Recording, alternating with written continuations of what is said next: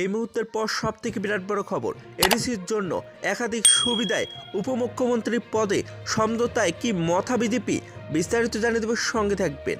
লোকসভা নির্বাচনে রাজ্যের দুটি আসনে তীব্রমতা এবং বিজেপি সমঝোতার পথে হাঁটতে পারেন এবং জানা গেছে গত 20 ডিসেম্বর বিজেপির কেন্দ্রীয় নেতা বিএল সন্তোষের রাজ্য সফরের সময় দলের বিভিন্ন স্তরের নেতৃত্ববৃন্দের সাথে বৈঠকে সাংগঠনিক বিষয়গুলি নিয়ে তিনি মত বিনিময় করলেও তীব্রমতার প্রসঙ্গে তিনি রাজ্য নেতাদের সাফ জানিয়ে দিয়েছেন বিষয়টি দেখা হবে কেন্দ্রীয় স্তরে। এবং যেহেতু প্রদ্যোৎ কিশোর গত কয়েক মাস আগে পরপর দুইবার কেন্দ্রীয় স্বরাষ্ট্রমন্ত্রী অমিত শাহের সাথে দেখা করেছেন, তাই বিএল সন্তোষ রাজ্য নেতাদের স্পষ্টভাবে জানিয়ে দিয়েছেন মথা।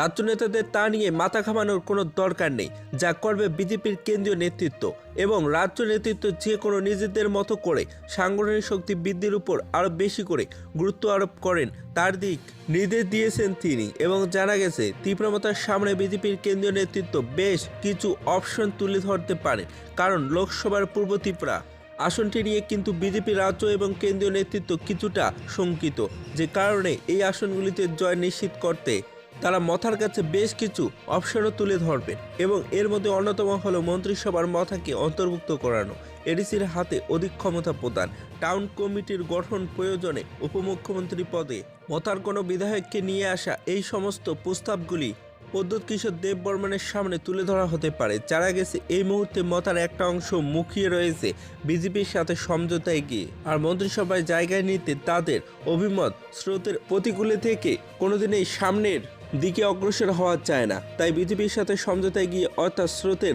অনুকূলে থেকেই তারা সামনের দিকে এগোতে চায়। যদি ভিডিওটি ভালো লাগে তাহলে একটি লাইক দেবেন, চ্যানেলটি নতুন হলে সাবস্ক্রাইব করে পাশে থেকে বেল আইকনে প্রেস করে রাখবেন এইরকম লেটেস্ট ভিডিও আপডেটগুলি সর্বপ্রথম পাওয়ার জন্য। বিয়ার রিপোর্ট, এজ টপ বাংলা।